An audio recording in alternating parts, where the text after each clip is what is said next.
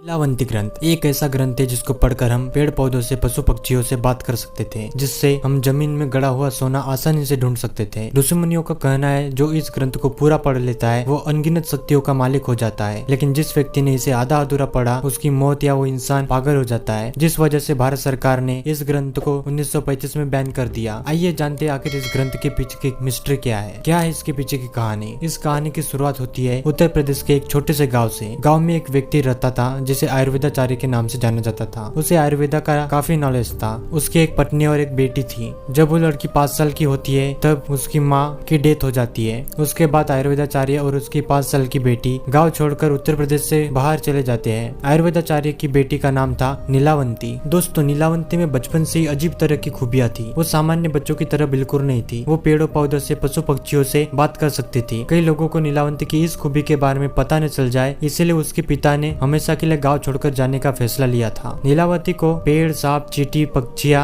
ऐसे राज और रहस्य बताते थे, जैसे कि सोना, हीरे, जवाहरात कहाँ गड़े हैं, मतलब खजाने के बारे में बताते थे। पर नीलावती के मन में एक भी लालच नहीं थी। उसके पिता ने ऐसे संस्कार दिए थे जिससे वो चाहकर भी उस खजाने को नहीं ले पाती थी। अब वो अपने पिता के साथ काम में हाथ बटाने लगी। उसने आयुर्वेदा का काफी ज्ञान प्राप्त कर लिया था। जैसे जैसे नीलावंती बड़े होने लगी वैसे वैसे उसके सपनों में भूत पिशाच जाने लगे और उससे गड़े हुए खजाने के बारे में बताने लगे। उसके भविष्य के बारे में बताते। जैसे जैसे समय बीतता वैसे वैसे भविष्य के बात सच होने लगते। अब ऐसे ही 10 से 12 साल निकल जाते हैं और नीलावंती 20 से 22 साल की हो जाती है। वो दिखने में काफी सुंदर हो गई थी। जो व्यक्ति उससे देखता वो मोहित हो जाता, इतनी सुंदर थी। नीलावंती को जो भूत प्रेत सपने में दिखाई देते थे वो प्रत्यक्ष दिखाई देने लगे थे। वो बात करते थे। नीलावंती को तरह तरह के राज बताते, रहस्य बताते, उसको तंत्र विद्या सिखाते, जिसे वो पीपल के पत्तों से बनी किताब पर लिखती थी और नोट करती थी। उसे एक दिन ऐसा सपना आता है जिसे देखकर उसे यकीन हो जाता है कि वो इस दुनिया की नहीं है। उसे पता चलता है कि वो एक यक्षिणी है जो अपने दुनिया से इस दुनिया में आ गई है। उसे पता चलता है कि उसके ऊपर एक श्राप है जिसकी वजह से वो इस दुनिया में फंस गई है और वो अब यहाँ से बाहर निकलना चाहती है। वो ये सारे बात अपने पिता को बताती है तो उसके पिता कहते हैं, अगर बेटी तुम सच में इस दुनिया की नहीं हो और तुम्हें अपने दुनिया में लौटना है तो तू जा, मैं तुझे रोकूंगा नहीं। फिर वो अपने घर से जंगल में चली जाती है। जाते जाते वो पेड़ों पौधों से, भूत प्रेतों से बात करती है और वो भूत उसे तंत्र विद्या बताते हैं, जिसे नीलावंती पीपल के पत्तों से बनी किताब में लिखती है। वो भूत पिशाच कहते हैं, अगर तुम इस तंत्र मंत्र विद्या को सीख जाती हो तो तुम्हें अपने दुनिया में जाने के लिए काफी मदद मिलेगी। अब पिशाच के दिए गए सारे मंत्र वो सीख गई थी, जिसको पढ़कर कभी वो बिल्ली जैसे हरकतें करती तो कभी पानी के ऊपर चलती और कुछ मंत्रों का उच्चारण करके तो वो खजानों का भी पता लगा सकती थी। एक दिन नीलावंती को दूसरा पिशाच मिलता है और वो कहता है, अगर तुम सच में अपनी दुनिया में जाना चाहती हो तो तुम्हें पशु पक्षियों की बलि देनी होगी, तुम्हें अपना रक्त दान करना होगा। वो ये सब काफी दिनों तक करती है। फिर एक दिन उसे एक अच्छी आत्मा मिलती है और कहती है, यहाँ से 35 मील दूर पश्चिम दिशा की ओर एक गांव है। उस गांव में एक बरगद का पेड़ है। उस पेड़ में ही तुम्हें दूसरी दुनिया में जाने का रास्ता मिलेगा। फिर क्या, नीलावंती निकल जाती है उस गांव के लिए। वो सोचती है रात को निकलूंगी तो सुबह होते होते पहुंच जाऊंगी। तभी रास्ते में एक बैलगाड़ी में सवार एक व्यापारी नजर आता है। नीलावंती उसे गाँव का रास्ता पूछने लगती है तो व्यापारी कहता है, मैं भी उसे गाँव जा रहा हूँ, तुम चाहे तो मेरे साथ आ सकती हो, पर मेरी एक शर्त है। व्यापारी उसकी खूबसूरती को देखकर मोहित हो जाता है। नीलावंती पूछती है, क्या है तुम्हारी शर्त? तो व्यापारी कहता है, मैं तुम्हें अपने साथ गाँव ले जाऊंगा, लेकिन तुम्हें मुझसे शादी करनी होगी। तो नीलावंती मुस्कुराती है और कहती है, मुझे आपकी शर्त मंजूर है, पर मेरी भी एक शर्त है कि रात में मैं कहीं जाया करूंगी और तुम मुझे कभी पूछोगे नहीं और ना ही मेरा पीछा करोगे। तो व्यापारी शर्त मान लेता है और दोनों सुबह तक खुशी खुशी गाँव में पहुंच जाते हैं और शादी कर लेते हैं। फिर वो रोज रात को उस बरगद के पेड़ में जाती और तंत्र मंत्र करती, पशु पक्षियों की बलि देती। ऐसी वो रोज करती। एक दिन क्या होता है, जिस बरगद के पेड़ के पास वो तंत्र मंत्र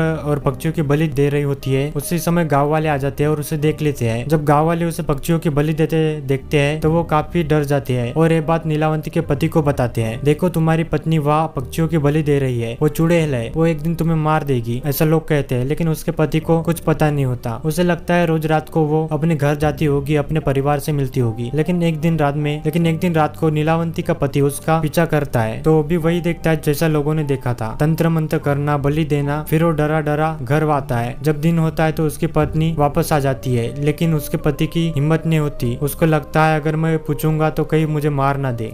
अब अगले दिन नीलावंती को दोपहर में नींद आ जाती है। उसे एक सपना आता है। उस सपने में एक पिशाच लोमड़ी बनकर आता है और कहता है, नीलावंती आज रात तुम्हें तुम्हारे दुनिया में जाने का मौका मिलेगा। तुम जिस बरगद के पेड़ के नीचे जाती हो उसके नीचे एक नदी बहती है। उस नदी में एक लाश बहती हुई आएगी। तुम्हें उसके गले से एक ताबीज निकालना है। फिर तुम्हें सामने से एक नाव आती दिखेंगी। तुम्हें उस नाव में बैठे व्यक्ति को वो ताबीज देना है और वो नाव वाला तुम्हें दूसरे दुनिया तक छोड़ देगा। फिर सपना टूट जाता है, लेकिन नीलावंती काफी खुश होती है और अब रात भी हो चुकी होती है। नीलावंती रात का खाना बनाकर अपने पति को खिलाती है और कहती है अगर मौका रहा तो फिर मिलेंगे। फिर नीलावंती निकल जाती है और उसी बरगद के पेड़ के नीचे थोड़ी बहुत तंत्र विद्याएं करती है। उसी समय नदी से एक लाश तैरते हुए दिखती है और नीलावती जाकर ताबीज निकालने लगती है। ताबीज की एक गांठ तो निकल जाती है, लेकिन दूसरी गांठ निकालने में दिक्कत होती है, तो उसे अपने दांतों में फंसा कर खोलने लगती है। जब वो ताबीज को खोल रही होती है उसी समय गाँव के कुछ लोग आ जाते हैं और कहते हैं देखो देखो, पहले तो ये सिर्फ पक्षियों को मारती थी, अब इंसानों को भी खाने लगी। लोग कहने लगे ये नर पक्षी है, ये डायन है, इसे मारना होगा। और जैसे ही गाँव के लोग उसे मारने के लिए आगे आते हैं वैसे ही उसका पति आ जाता है और नीलावंती से कहता है देख नीलावंती, मैं तेरा सारा सच जानता हूँ, तू एक यक्षिणी है। और उसे ताबीज मांगता है, पर नीलावंती नहीं देती। तभी उसका पति अपने असली रूप में आ जाता है। दरअसल नीलावंती का जो पति था वो एक पिशाच था। फिर दोनों की लड़ाई होती है। फिर गाँव वाले कहते हैं देखो देखो, एक तो डायन और दूसरा पिशाच है, हमें इनको मारना होगा। फिर गाँव वाले तलवार डंडे लेकर पिशाच को तो मार देते हैं, लेकिन नीलावंती बचकर भाग जाती है। नीलावंती के पास केवल एक ही चांस था अपने दुनिया में वापस जाने का, लेकिन लोगों और उसके पति यानी पिशाच के कारण वो जा नहीं सकी। फिर वो पिशाच एकदम से नीलावंती के आगे आ जाता है, क्योंकि वो पिशाच मरा नहीं था। पिशाच बोलता है नीलावंती को मैं तुम्हारी सारी हकीकत पहले से ही जानता था, मुझे तुमसे कुछ लेना देना नहीं है, मुझे बस एक किताब चाहिए जिसमें तुम्हें सारे तंत्र विद्या लिखी हो। लेकिन नीलावंती को लगता है अगर ये किताब इसके हाथ आ गई तो ये सारी दुनिया को नष्ट कर देगा, समाज के लिए बड़ा खतरा बनेगा। तभी उसने उस किताब को श्राप दिया कि जो कोई भी इसे बुरे भाव से या आधा अधूरा पढ़ेगा उसकी मौत हो जाएगी या फिर वो पागल हो जाएगा। श्राप देकर वो जंगल में भाग जाती है और उसका कभी पता नहीं चलता। फिर वो काफी समय बाद वो किताब एक साधु महात्मा को मिलती है और वो उस किताब में अपनी भाषा में ताम्रपत्र पर फिर से उसे लिखता है और उसे नाम देता है नीलावंती ग्रंथ। अब उस साधु ने किताब पढ़ा, लेकिन उसको क्यों कुछ नहीं हुआ, क्योंकि उनके मन में कोई बुरा विचार नहीं होता। अगर इसे कोई सामान्य इंसान पढ़ेगा तो मर या